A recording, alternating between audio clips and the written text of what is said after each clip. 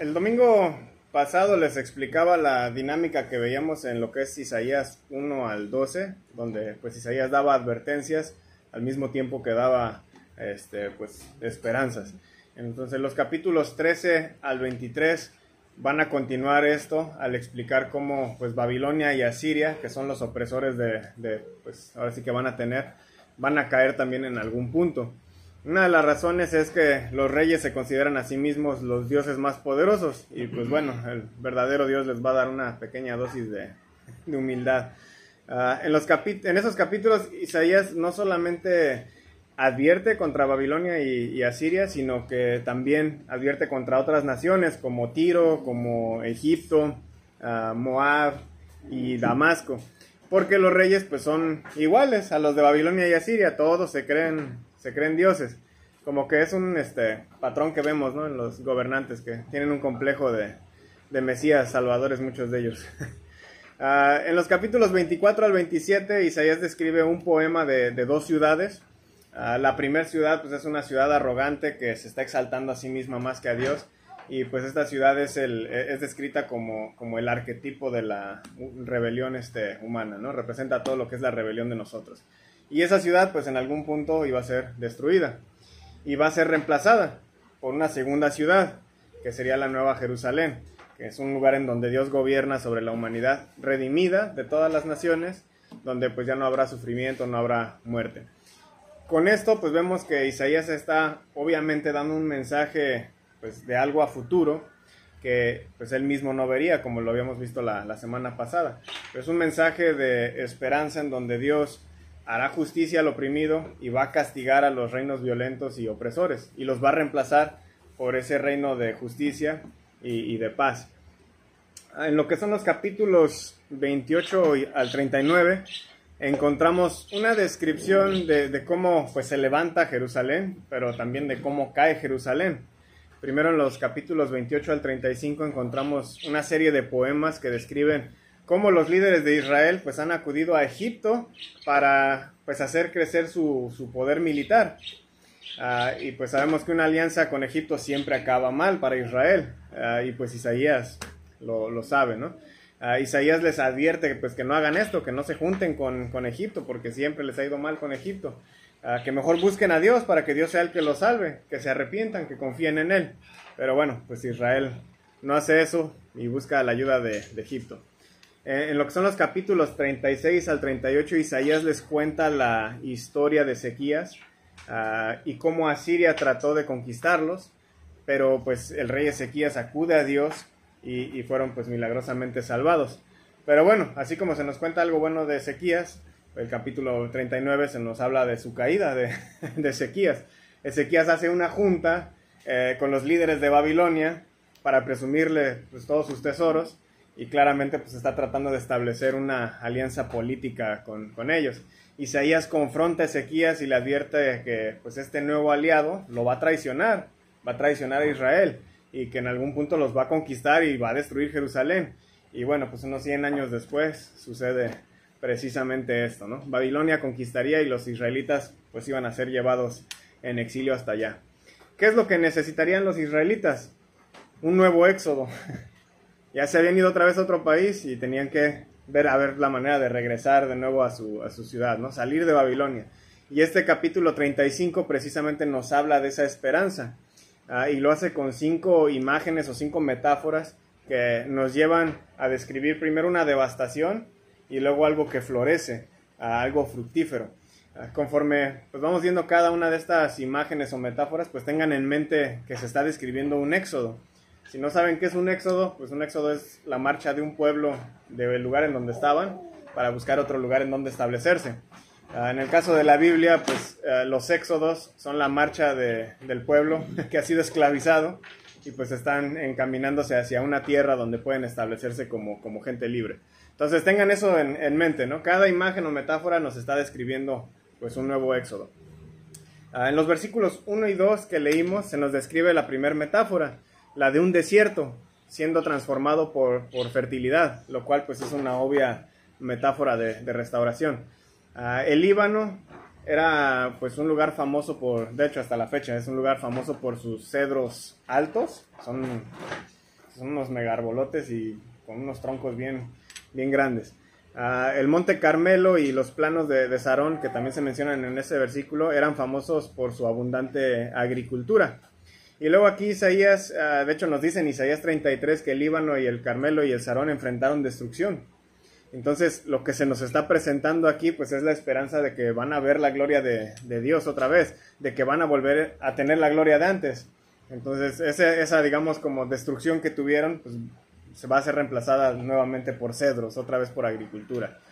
Pero no solamente ellos, incluso nos dice del desierto de Arabá, ¿no? Que va a ser fértil.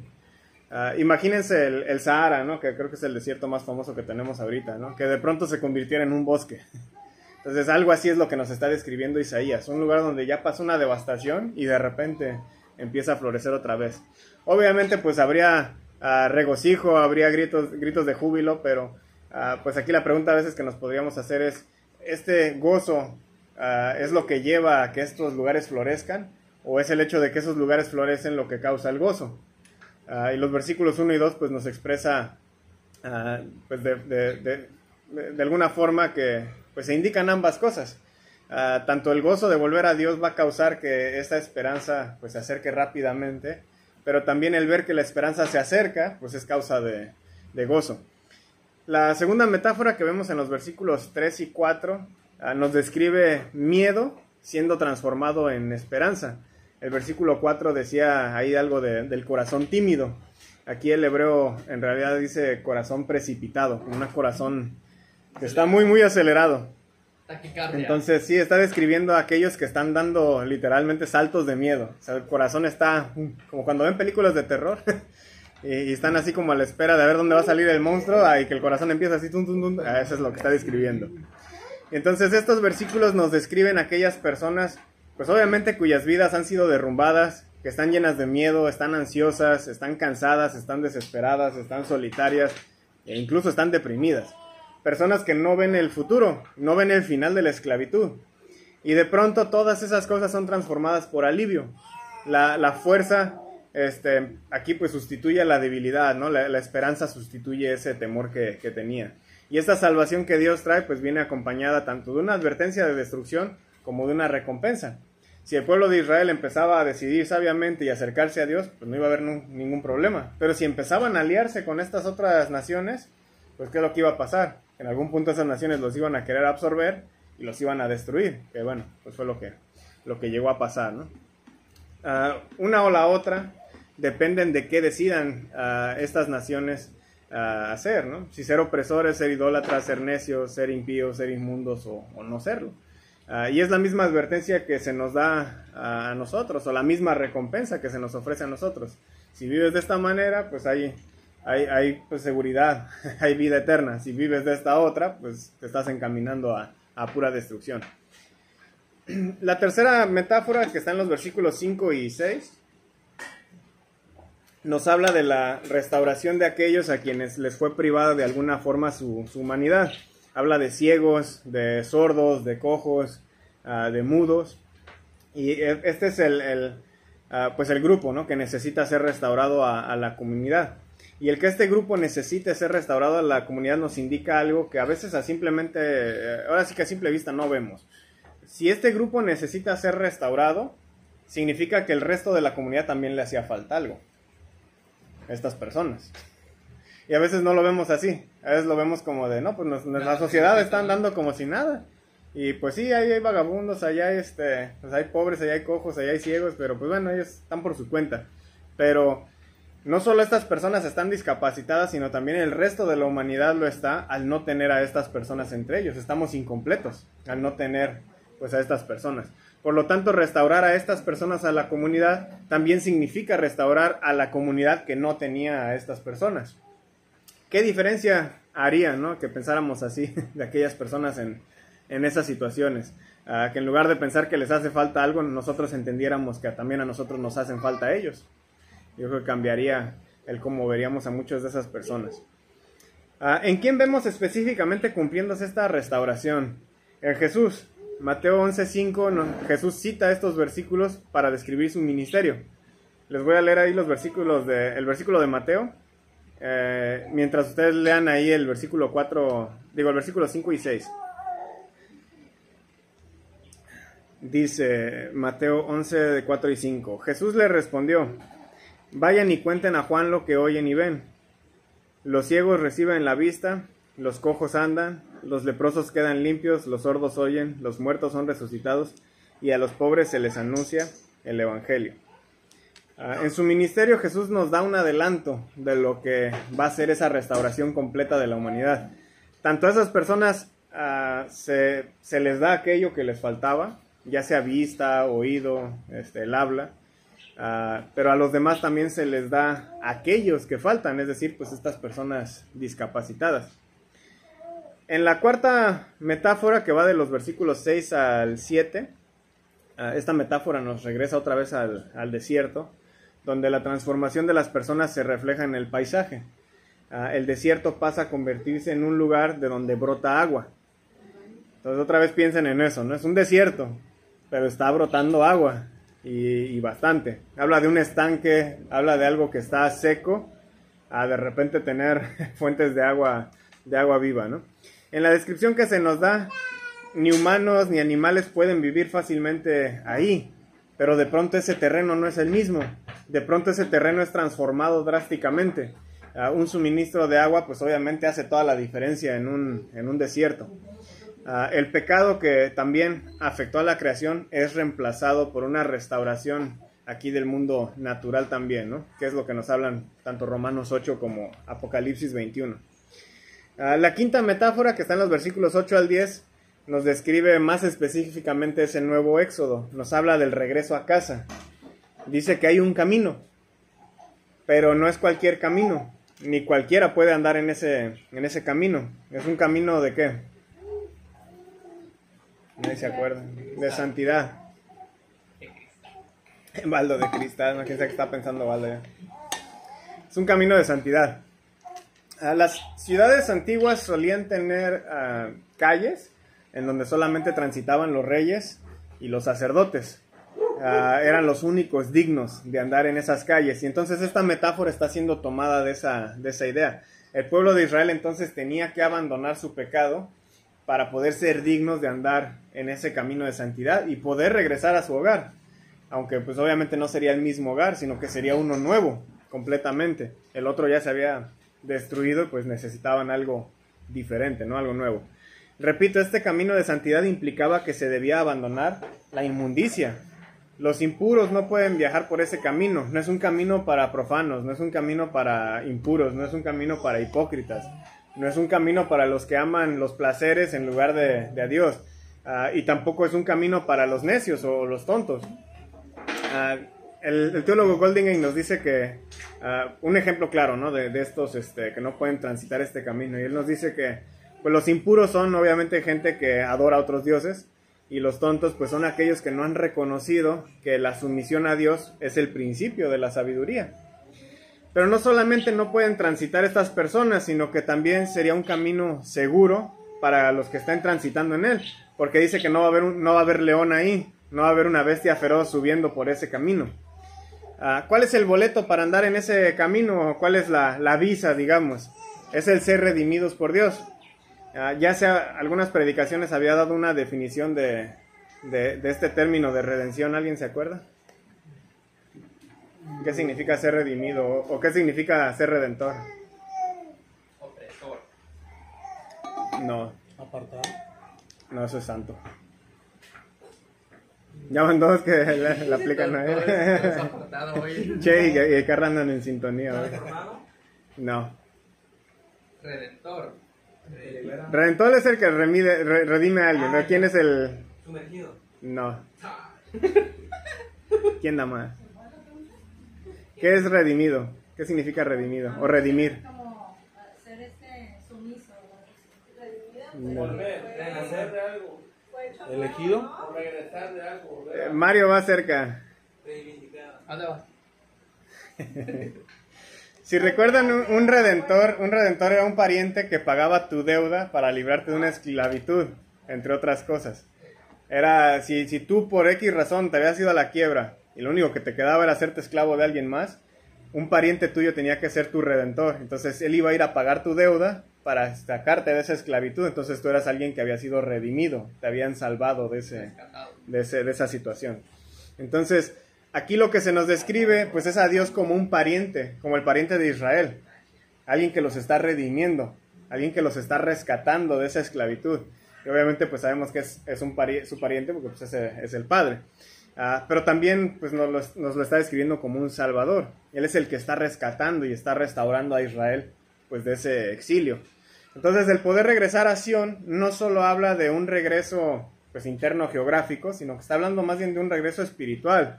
Pues su falta de pureza espiritual es lo que los había alejado de Sión en un principio, es lo que los había alejado de Dios.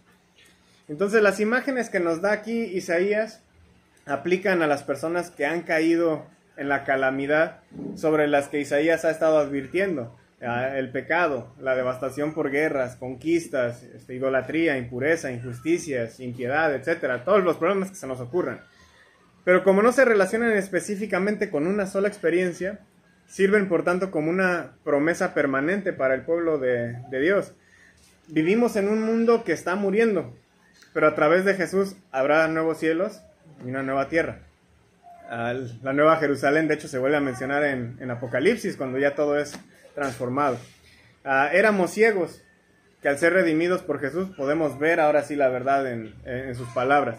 Éramos sordos, que al ser redimidos por Jesús ahora podemos escuchar a Dios diciendo: estos son mis hijos amados. Éramos mudos, que a través del Espíritu podemos predicar ahora las buenas noticias que hay en Jesús. Éramos desiertos, que al ser redimidos por Jesús nos convertimos en fuentes de aguas vivas. En Cristo todos estamos invitados a transitar este camino de santidad, ese camino a la nueva Jerusalén. Pero para poder hacerlo, ¿qué tenemos que abandonar? Pues el pecado. Debemos hacernos sacerdotes, que era lo que hace rato mencionaba Baldo. 1 de Pedro 2:9 es el que nos dice que los cristianos somos real sacerdocio. Solo aquellos que fuimos redimidos podemos andar en ese camino que nos lleva a la vida eterna. ¿Y cuál es ese camino? O más bien, ¿quién es ese camino? Jesús. Juan 14:6 dice Jesús: yo soy el camino, la verdad, la vida. Nadie viene al Padre si no es por mí. Solo aquellos que fueron adoptados como hijos de Dios pueden andar en ese camino. Y curiosamente, así es como se le llamaba al inicio a la iglesia. Hechos 9:2 dice esto: y les pidió cartas para las sinagogas de Damasco, para que si encontraban algunos que pertenecieran al camino, tanto hombres como mujeres, los pudieran llevar atados a Jerusalén.